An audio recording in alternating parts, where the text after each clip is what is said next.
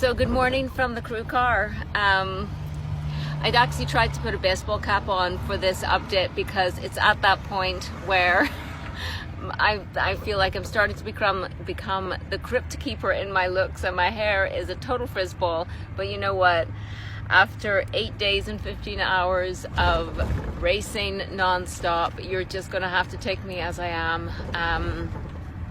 Joe and I have the service car crew. We've all just woken up from a pretty significant sleep since we last connected, and you saw the interview with Joe at the end of a really strong section. We've had to employ a bit of a sleep strategy because the lack of sleep over 8 days is really starting to take a cumulative toll on everyone, as you can imagine.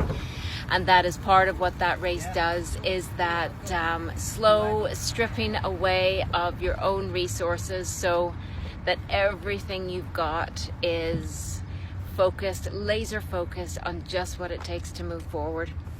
So we are approaching the 2,300 mile mark, meaning we've got about 700 miles left to go once we get to our next timing station in Bloomington.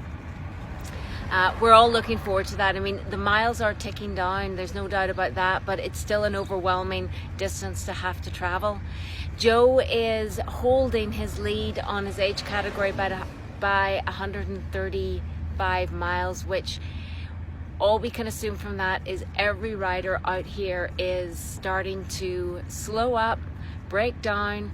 Everyone is focused on just enough energy to move the bike forward. Now, Joe has started off this morning with a very steady cadence, and after a good night's sleep, or a night's sleep is now a 2-hour sleep, after a good 2-hour sleep.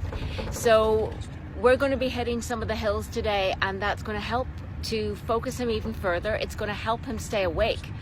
The long flats of last night were very monotonous for him and very difficult for him to stay focused on. He found he was taking these tiny micro sleeps on the bike, and we could see that in his ability to hold the line, and that is one of the reasons we pulled him off the road and said, you know what, priorities first, we've got to get you to the finish line, so let's take another unscheduled sleep, let's get everyone a little bit more refreshed, and then back out on the road. So that's exactly what we've just done. In terms of what he's eating right now, it's very simple foods. His gut can't process anything complicated. You know, he's living on toasted ham sandwiches, really buttery ham sandwiches. He's living on yogurt and the whites, totally oaty granola, things like that, very familiar things to him, and I think that sense of familiar is comforting. He feels a long way from home right now, with a big task left to do. In saying all that, his spirits are quite good, and he is looking forward to getting to green and rolling hills and to do what he does. And our spirits in the crew car are actually pretty good. What do you say? See, that's Andy Campbell, and Noel is roll on. He's in the navigator seat, and Noel has been doing a great job at feeding Joe the kind of data he needs to keep going, and Andy Campbell's just a joy to be around no matter what. So we are going to take Joe for the next 100-200 miles, and then there will be some more updates. So thanks for staying tuned. Let's just get on with this day and take some more miles off towards the finish line.